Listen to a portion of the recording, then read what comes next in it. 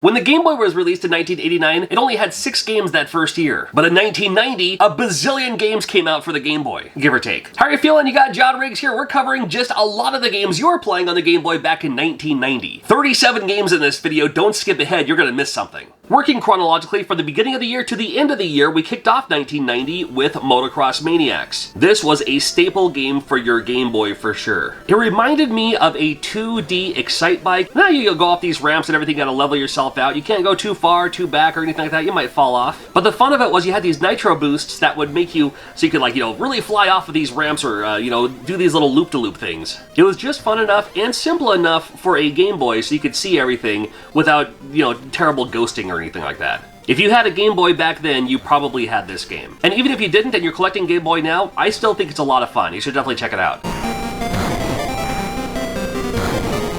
I was such a big fan of Wizards and Warriors, and the Fortress of Fear was your handheld Wizards and Warriors for your Game Boy. Linear like Wizards and Warriors, however, it's a little less open world. I mean, although Wizards and Warriors was, level 1, level 2, level 3 in these worlds, this one's more side-scrolling. And the unfortunate thing with that is you will die falling off these platforms more than anything else in this game. Yeah, it makes it very frustrating and, not as fun as the NES versions, but it was still kind of cool to see that they had a Wizards and Warriors game for the Game Boy. It could have been better, but I would have been okay with just having Wizards and Warriors, the NES version, on the Game Boy. But hey, you know what? Gotta give them props for trying something new. Because it's the law that every console needs to have a game like this, here's Boxl for the Game Boy. And this one to me was the staple box pushing game. Every other game like this, it's like, oh, it's a Boxl type game. The rules are simple enough. You gotta push the boxes onto those little dots, and that's how you can get past the level. Now you can't pull these boxes, so you have to make sure when you put your boxes where they're supposed to go, they go in a certain way, so it doesn't, you can't push them up against the wall, but unless you're gonna slide them into a spot. Stuff like that. One of those kind of puzzle games that's super frustrating until you figure out how to do it. You're like, oh yeah, how come I didn't see that in the first place? Anyway, Boxl's a staple.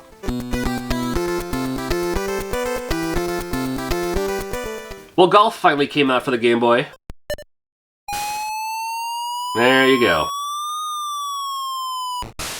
Hyper Load Runner, not so bad to have this on the Game Boy. Well, it's just a Game Boy version of Load Runner. Nothing wrong with that. I've never been great at Load Runner, to be honest with you. It's like you have to, dig the holes to the left of you or the right of you, and you can trap the enemy in there, but I almost always trap myself in there instead. So I've never been able to get better at this game. Hundreds of levels, you can build your own levels. That's always kind of fun. If you're familiar with Load Runner, well, we got Hyper Load Runner on the Game Boy. There you go. Solar Striker, another early game for the Game Boy. Got your vertical shooter finally. Hey, we're starting to get shooters on the Game Boy. And even though the gameplay is a little choppy and stuff like that, it worked out pretty well being on the Game Boy because you have to understand that when you're playing this on an actual DMG Game Boy, there's always going to be some ghosting going on, like the blur of the graphics of the movement and everything. So it looks choppy on here, but it made more sense on the Game Boy because it wouldn't have that kind of motion flow where you kind of get confused on where the enemy is and things like that. You know what I'm saying? It was cool to see this on the Game Boy. I'm a big fan of shooters, and hey, we finally got one on the Game Boy. There are more shooters to come, even more later this year. But Solar Striker, hey, gotta check it out. I loved Bugs Bunny's Crazy Castle, and Bugs Bunny is Bugs Bunny's Crazy Castle, but just the Game Boy version. And plays the same way, too. You just gotta collect all the carrots, avoid all the enemies, you can drop boxes on them, you can pick up these boxing gloves that you can throw at them and everything like that, too. It's like a relaxing, fun puzzle game, and I don't know, I'm really attracted to games like this. And there's several of them, there's even Mickey Mouse ones on the Game Boy that play like this. Those ones come out later on. But I love Bugs Bunny's Crazy Castle, and cool to see it on here. I played me a ton of Quark. Simple style puzzle game. You have to just start on one side and you have to move through the exit through the stairs. Easy enough, right? Well, there's turnstiles in your way, there's boxes in your way. Sometimes there's blocks that you have to push into holes that will seal them and you can walk across them that way. Sometimes there's boxes that are in the way of your turnstile, so you gotta maneuver those in a certain way. Yeah, there's a lot going on with Quark. I remember this was the first game I played linked up, where my brother's friend also had a Game Boy with Quark, so we'd actually use our link cables and play versus each other, going through these stages as quick as we could. That was a lot of fun. This game can get weirdly frustrating sometimes. I was like, I don't know what's going on. How do you do this? Where are you supposed to go? And you can't pull these boxes. You can only push them. I wouldn't mind seeing a revival. That'd be kind of fun.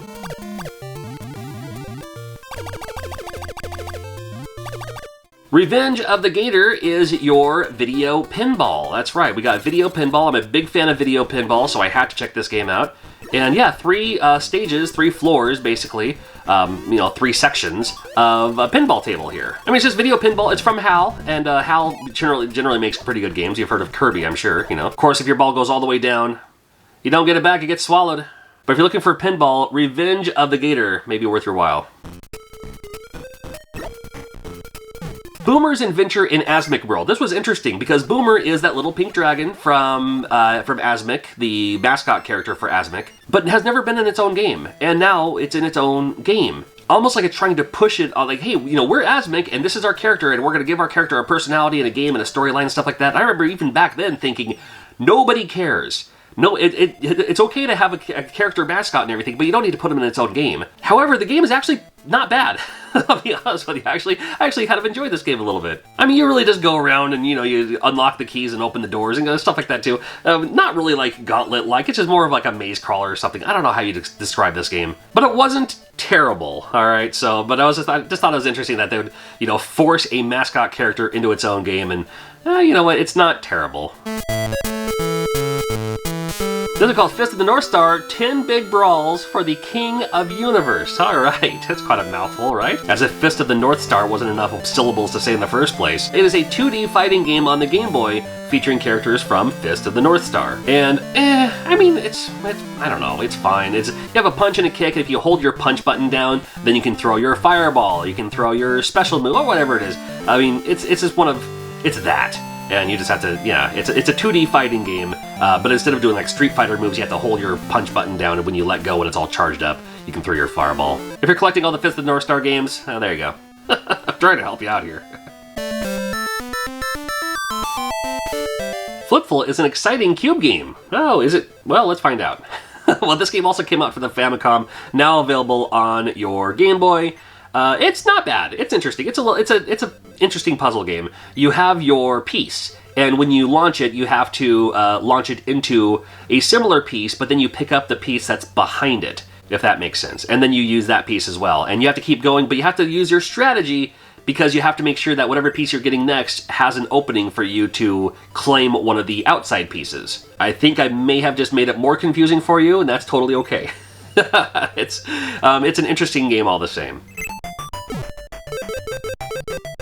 Hyunkyo Alien, I believe that's how you pronounce it. It was a game I remember seeing more, like the box art, the label, than actually seeing gameplay in and of itself. But when you actually play the game, it plays a lot like Crater Maze, if you ever played that for the TurboGrafx 16. Not really like a 3D load runner. However, you have to dig these holes, and when the enemy goes in the holes, then you have to bury them. Yeah, you're digging shallow graves for your enemies.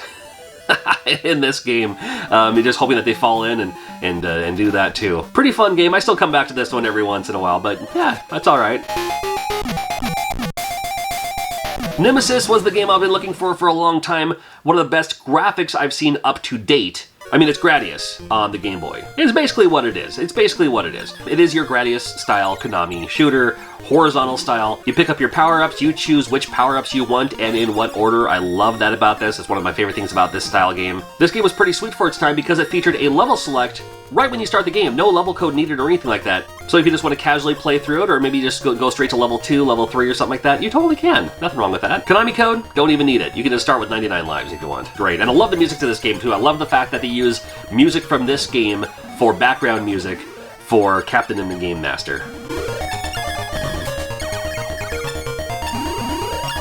Q-Billion. You've maybe seen this game before, and man alive, is it interesting. It takes some time to figure out how to actually play this. There is a tutorial stage at the very beginning that kind of teaches you, but doesn't teach you enough. So the higher the number is, you can only push it down a number if you're standing on the previous number. So you can't push 2, but you can push 2 if you're standing on a 1 block. And same with 3. If you can push 3, that's fine, but you have to be standing on a 2 block. And if you push 2 onto 3, it becomes 2, and yeah, you know what I mean? It takes some time to figure out. There is definitely a learning curve to this game, but once you figure it out, it can be pretty fun. So if you happen to see a Q-Billion, don't shy away from it. Kicks was my #1 favorite game for the Game Boy. When I first got a Game Boy, I got it with Kicks. It was on my birthday. I got a couple of other games with it, but this was the only one I wanted to play. I'm such a big fan of this game. I love this game in the arcade. Plays very well on the Game Boy. Love that kind of like haunting music. You may have seen this, or maybe even games like this. If you're not familiar with what's going on, you just have to fill in enough area to move on to the next stage. So like in this first stage, I need to fill in 75% of the land while avoiding the Kicks, the enemy, and the other little enemies that kind of like trail along the corners and the boundaries and everything. Everyone plays this game differently. I do this little strategy where I just kind of like, you know, try to box it in. You have an A button and a B button. The A button goes quicker, but you get less points. And then the B button, you move slower, but you get more points when that part fills in. So I usually just do the quick thing to kind of box them in and then go slowly to fill in everything else. And move on to the next stage. This is a game I will never get sick of. Still love playing this game today. There are other versions out there too, especially in Japan, where like you're uncovering, you know, parts of ladies and stuff like that. No, this is the fun one. This takes it all the way back. And if you get a good score, you might see Mario wearing a poncho. There you go. Batman for the Game Boy is not like Batman for the NES, however, it is by Sunsoft. You're going to get Sunsoft quality music and a lot of fun with Batman. Now, Batman is known for not having a gun. Batman for the Game Boy, well, he has a gun. That's, you know what, that's fine by me. There are these blocks everywhere. You can shoot the blocks. The darker blocks will have power-ups inside them too. You can upgrade your weapon. You can, get points. Linear stages, you just move through the stages. And it's a very, very good game. Like, I would like to see this game as an NES game, like as a home console game. It's a super fun game. It's a platformer, but it's a game that not a lot of people have checked out because it's on the Game Boy, you know? And, I mean, Batman for the NES is fantastic too, but this is its own version. It's its own game. But it's still super awesome. They did a wonderful job with Batman. The height difference sometimes is a little off, but super fun game. You gotta check out Batman for the Game Boy. We also had the Amazing Spiderman by LJN. Do not let the LJN name fool you. This game was developed by Rare. And it's a decent game. It's a decent Spider-Man game. It's one of the better Spider-Man games for its time, for sure. Has cool music. Love the music to this game. You can swing on your webs. You can just punch and kick enemies and stuff like that, you know. It's just your basic style of game for its time. But it has Spider-Man. A couple of gameplay varieties too, like the first part you're just walking through and beating up enemies, and maybe another part you're climbing up a building and stuff like that. You got your spider sense going off because things are dropping on you. Fun to be had with the Amazing Spider-Man.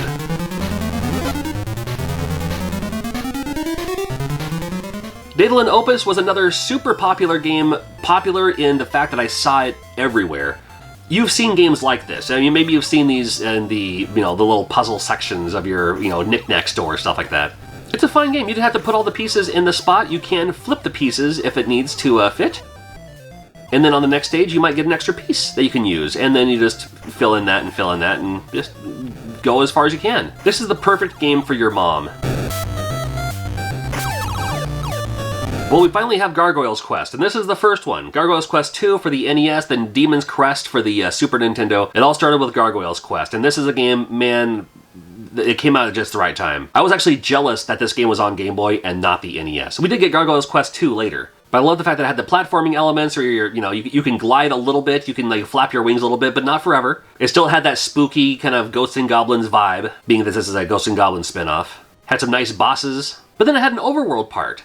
And the overworld part was very cool. That was, what I liked about RPGs. What I didn't like was the turn-based battles. However, when you get into a fight in this one, it goes into a platforming fight, which is brilliant. I love that. But it still has the RPG element of like when you go into a town, you have to like talk to the townspeople and stuff like that too. I love Gargoyles Quest, and definitely worth checking out. Penguin Wars came out, which I was like, oh, that's kind of cute. And I didn't realize it at the time, but this game came out years ago on the Famicom. And probably other computer consoles and stuff like that too. Not really like dodgeball, but you just have to get all your balls into their area. If you hit them, it'll kind of stun them so you can lob more stuff in their direction. It was interesting. Yeah, Penguin Wars, check it out. Double Dragon finally came out for the Game Boy, and this was the Double Dragon I've been looking for. Not the made-for-NES version with the level-up system, and you have to like earn your extra fight moves and stuff like that. No, this is just like the arcade version of Double Dragon, and I'm all for it. I mean, it's not one-to-one with the arcade. It's not perfect. It's not a perfect arcade translation, but it plays more like the arcade version. But it's still its own version.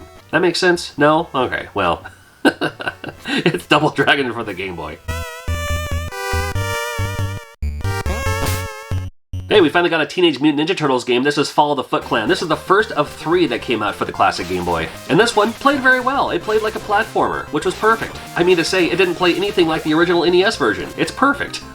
You choose your favorite, Raphael in my case, and you just go through and just go through the stages. I mean, there's not much you can say. It's a platformer based on Teenage Mutant Ninja Turtles. You know, a whole bunch of Foot Clan, a whole bunch of Mousers and stuff like that too. The bosses, well, you're gonna recognize the bosses as well. I mean, if you had a Game Boy back then, you had to have Teenage Mutant Ninja Turtles. It was the way to go.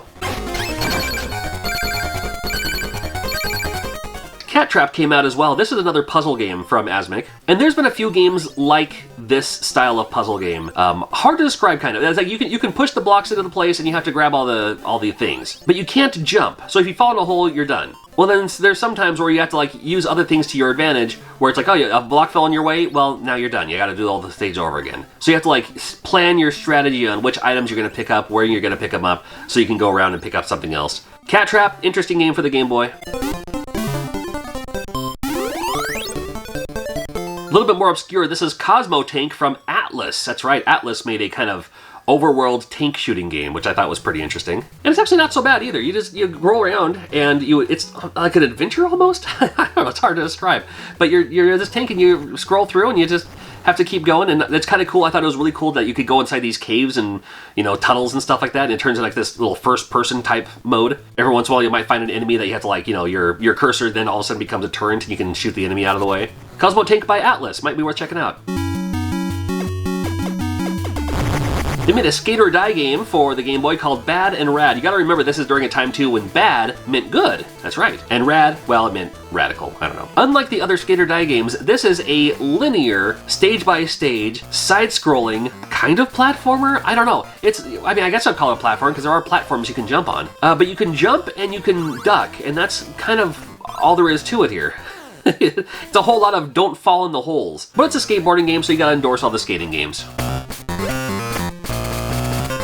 Now, I about flipped when I saw Final Fantasy Legend came out for the Game Boy. It's like, Final Fantasy on a Game Boy? In your pocket? Wow. Okay, so, the first thing was you get to choose your character. You want to be a human? You want to be a mutant? What about a Red Bull? What about a werewolf? What about a zombie? Well, I'll choose Red Bull for this one. And looking at it, I was like, yeah, okay, this could be Final Fantasy. Sure, why not? I mean, it's role-playing. You take turn battle and everything. Now, at the time, of course, I didn't realize it was part of the Saga series. I thought it was like, oh, it's Final Fantasy. But, you know, props to them for saying, hey, you know what? If we call it Final Fantasy, it'll sell more copies. I'm sure it did. And I'm glad it did. I have no beef with that. It was just cool to have an RPG on the Game Boy like this, of this quality. Mercenary Force was a pretty fun game. It's basically a horizontal shooter, but you choose which of your mercenaries you would like to utilize, and each one has different ideas, different attacks, different modes of attack. And then as you're going through this, again, basically horizontal shooter, your other button can decide which direction they would like to go. Like like maybe you want them to flank left and right to you. Maybe you want them to have them line up. Different formations for you. Kind of an interesting game for its time. It reminded me like it could have been an early Famicom game, but still pretty fun. Got the very obscure Mr. Chin's Gourmet Paradise. This came out in 1990. It's not like Bubble Bobble, but it is that kind of single-screen arcade platformer like Bubble Bobble, only you have these bowls and you have to like capture these things, and then that takes care of other things. This is just an interesting, obscure, kind of weird game, and I'm all for it, man. Mr. Chin's Gourmet Paradise. Check it out. Balloon Kid came out. This came out for the Famicom as a Hello Kitty game. Cool that it came out here. Still fun too. I mean, kind of a fun opening scene there. It's like a scrolling platformer. However, you have your balloons with you, and you can actually detach your balloons too and just have it be like, so you use the jump button. That's going to help you out sometimes. And then when you're ready, you can pump up your balloons again and have your balloons back. Nothing wrong there. And you just go through the stages, man. Kind of fun. And this does feature the classic balloon trip as well. If you're a big fan of Balloon Fight, you like doing Balloon Trip, that's on here too. Love this game.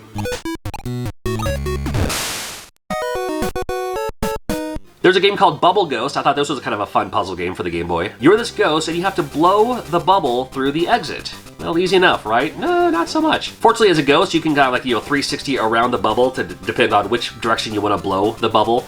But anything wants to pop this bubble. The walls, the candles, the heat, the spikes, everything. So you gotta keep blowing it in different directions, depending on where you are adjacent to the bubble.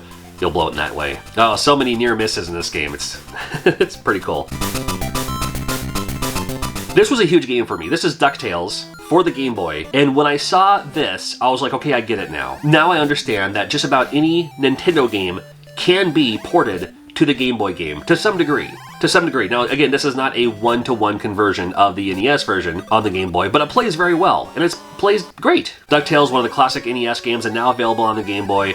Man, it was so cool to see this and have access to this portably. Later in the year, we finally got Dr. Mario on the Game Boy. Probably by now you're sick of playing Tetris. Well, now you have Dr. Mario, and yeah, you know what? It plays like Dr. Mario. It makes sense. There you go. It's Dr. Mario. Can't go wrong. Just in time for Halloween, Ghostbusters 2 came out for the Game Boy, and this is the one from HAL Laboratories. Has a cool opening sequence here. Now, this is not a one-to-one version of the Famicom version or the PAL version, like the better version of Ghostbusters 2 that they got there, but this one did come out in America, but it's the same style of gameplay. It's not the same game, but the same style of gameplay, where one button zaps the ghost, the other one uses the trap to capture the ghost. Yeah, this is the version of Ghostbusters 2 we should have got on the NES. Even this Game Boy version ported to the NES would have been great, but we can at least play it on the Game Boy, so there you go. Finally got a wrestling game in Hal Wrestling from HAL Laboratories. It's one of those wrestling games that features great harvest versions of popular wrestlers. Ricky Choshu, Stan Hansen, Bruiser Brody, Jushin Liger, Vader, so much more. And for a Game Boy game, you know what? It actually plays like a pretty decent wrestling game. I played this one quite a bit back in the day. Quark was an interesting shooting puzzle game from Konami. It came out for the Famicom and never came out for the NES. Thinking back, man, it would have been cool if this came out for the NES. But as the pieces move towards you, you have to shoot your own blocks to make them to make them squares or rectangles. And you can kind of see by the gameplay what's going on here. So as soon as it creates like a perfect square or a perfect rectangle, it'll disappear. And the more that these things come down, the more they're going to keep coming down. Now you can move them along yourself quicker if you'd like. That's nothing wrong with that. But this game gets pretty crazy where like you over-assume or you over-assumptionate and you end up shooting too many blocks. You got to even out the other side and everything. It gets pretty crazy after a while. Love this game.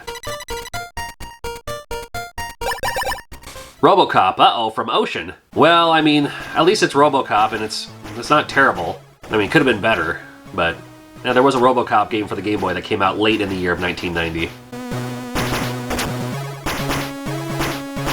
Oh man, are you kidding me? Gremlins 2, the new batch? Awesome graphics. It features awesome platforming action from Sunsoft. Well, we can't talk about that one just yet because Gremlins 2 came out early 1991. We'll cover that game and many others in the 1991 video. Make sure you're subscribed to always new videos coming out. I've done a ton of these for other consoles too, so make sure you check out those videos too.